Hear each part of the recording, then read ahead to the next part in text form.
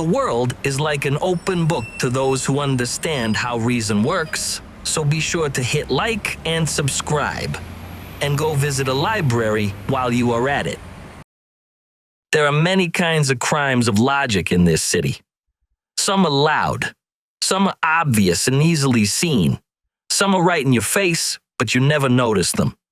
Now, whatever use this logic business is, it had better help you see what is right in front of your face, and you know what? I promise you, the stuff you are learning will help you with that, and we all need that help, my friend, because some logical crimes are not only right there in front of our noses, but they also reproduce like rabbits.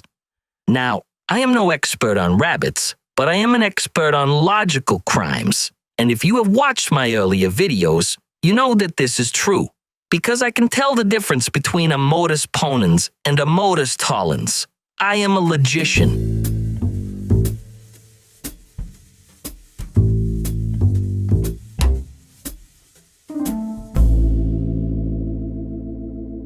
Let me not beat around the bush. Today, I want to tell you about a logical crime that has been perpetrated so often. You yourself may well have been a victim of it. What is this heinous crime, you ask? It is a definition. Does this surprise you? Are you surprised that something as simple as a definition could be a crime against logic? After all, a definition's not simply meek, little things found in dictionaries like Merriam-Webster and the Oxford English Dictionary. Do not be surprised, my surprisable friend. I am telling you, a bad definition is a serious crime. A world built on bad definitions is a house built on a weak foundation. And as the great Harry Belafonte once sang, a house built on a weak foundation will not stand. So, what is this bad definition of which I am speaking at such great length? This bad definition is not actually one definition, it is two. The first is a definition of deduction, and the second is a definition of induction. They go like this. Deduction moves from the general to the specific, from generals to particulars, from the top down. Induction moves from the specific to the general, from particulars to the general, from the bottom up.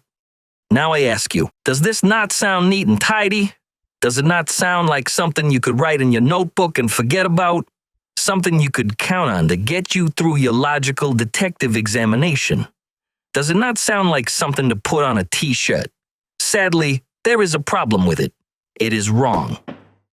How wrong is it? It is not as wrong as Steady Freddy's belief that his next bet on the horses will be a winner. You and I both know that Steady Freddy is never going to win. No. The idea that deduction moves from generals to particulars and induction moves from particulars to generals is not as wrong as that. It is not entirely wrong, but it is wrong enough to get you into trouble, and I do not want to see you in any trouble, my keen-witted friend. So first, I will talk about why these definitions are so popular. It is not like they came out of nowhere. They do capture something real. For example, it is in fact a truth that sometimes induction does go from specific observations to general conclusions. Consider a famous scientist like the great Albert Einstein, or my good friend Melancholy Maurice. Wait, you have not heard of my good friend Melancholy Maurice, he who came up with Maurice's law, and now you are telling me that you have never learned about Maurice's law. Honestly, what are they teaching kids in school these days?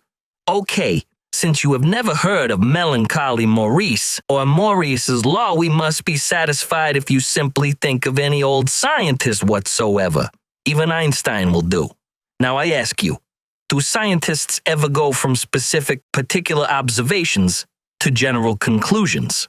I can see from your face that you see that this does happen. And quite often, too. Sometimes scientists observe patterns in the world, and from these patterns they formulate general laws. For example, if I boil a pot of water and observe that in every case it boils at 100 degrees centigrade, then I can formulate a general law to the effect that water boils at 100 degrees centigrade.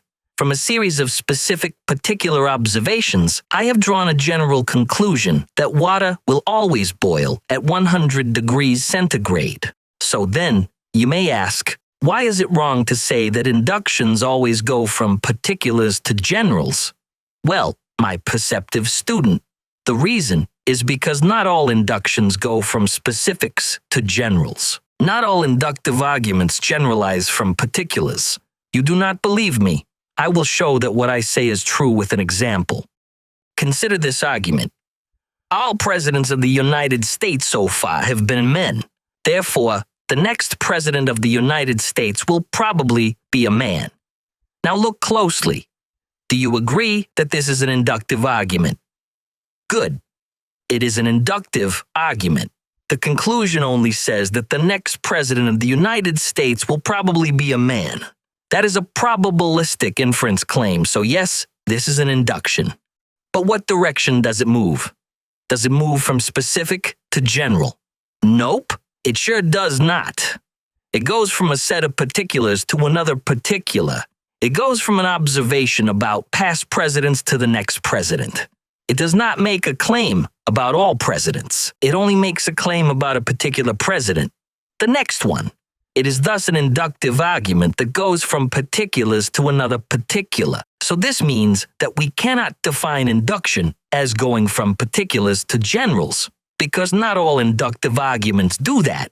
By the way, we will study inductions quite extensively at some point in the future, but I do not think it will do any harm to tell you that this argument about presidents has a name. It is called an induction to a particular. Now just think about that name. It blows a hole clean through the definition of induction as particulars to generals, does it not? And while I am telling you about the names of different kinds of inductive arguments, let me also add that there are many such things with many different names. There are inductions to the future, inductions to the past, statistical generalizations, and arguments from analogy. And these mostly do not fit the definition of induction as moving from specifics to generals. The kind of induction that most clearly fits the specifics to generals definition is known as universal generalization. And if you contemplate that name, I think you will fully understand what is going on here. When people define induction as going from specifics to generals, they are thinking of universal generalization, in which the argument does in fact go from some specific observations to a general, universal claim. So you now know where the mistaken definition of induction as moving from specifics to generals came from. And you also know that it is sort of like defining dog by saying that it is a golden retriever. Golden retrievers are indeed dogs, and the most beautiful of dogs in my humble opinion. But not all dogs are golden retrievers. An induction that moves from specifics to generals is indeed an induction, but not all inductions move from specifics to generals. So if you define induction that way, you will miss many important cases of bad logic. And if you miss many important cases, what kind of logic detective would you be? So I urge you, my observant friend, do not make the mistake of thinking that inductions always go from particulars to generals. They do sometimes, but not always. Now let us turn to deduction. This should be quick and easy, because the mistake here is analogous to the mistake made in the bad definition of induction. If we were to define deduction by saying that deduction moves from the general to the specific, we would have missed some deductions. It is true that some deductions move from generals to specifics, and that is why the definition might sound reasonable. For example, consider this argument. All logic detectives are brilliant people. You are a logic detective. Therefore, you are a brilliant person. This beautiful argument does in fact go from a general claim that all logic detectives are brilliant people to a specific claim that you are a brilliant person. So it is true that sometimes deduction goes from general to specific, but it is not always true. You do not believe me? Really, my astute friend, I would have guessed that by now you would simply trust me to tell you the truth. But I can tell that you want an example of a deductive argument that does not move from the general to the specific. Very well then. Consider this argument. If 2 plus 2 equals 4, then 4 minus 2 equals 2. 2 plus 2 equals 4. Therefore, 4 minus 2 equals 2. This is a deductive argument, and it is a perfectly good one. It is valid and has all true premises, so we know that it is sound. But that is not what we are thinking about right now. So look at it carefully.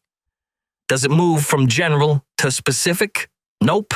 It moves from one specific claim to another specific claim. No generalities in sight, and yet the reasoning is airtight. It truly is a deductive argument. So once again, the textbook definition falls apart under questioning. Not all deductive inferences move from generals to specifics. Now, I am very sad to report that I have found these bad definitions of both induction and deduction in more than a few college textbooks. I have found them in textbooks in psychology, sociology, music theory, English literature, writing, and even a cookbook. Yes, I said a cookbook. What? Do you not like to take cooking classes? I recommend such classes, my curious friend. A true logic detective is an Epicurean about more than just logic. But now that you know that the definitions that talk about moving from generals to specifics and specifics to generals are simply wrong. So keep your eyes open for them and be sure to step in and let people know that they are misleading. Tell people that both inductions and deductions can move from particulars to particulars. That fact alone should make you suspicious of the old definitions. Who knows? There might even be other ways in which both inductions and deductions work. Perhaps you will discover them as you become one of the greatest logic detectives in the world. And remember, definitions can lie, so keep your eyes open. In this city, even the simplest ideas can lead you astray if you do not question them. The following definitions are wrong. Deduction moves from the general to the specific, from the top down. Induction moves from the specific to the general,